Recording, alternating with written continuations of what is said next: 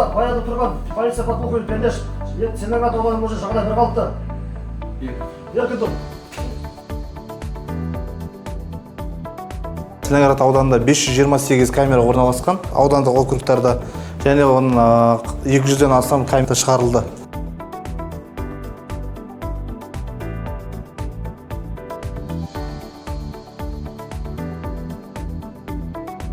Арман Кадырбекович крупное подразделение тоже сделать, как в Кощах ЦОУ. Не дежурная часть ЦОУ. Вот так. Здесь крупно, где крупные подразделения, будем это делать.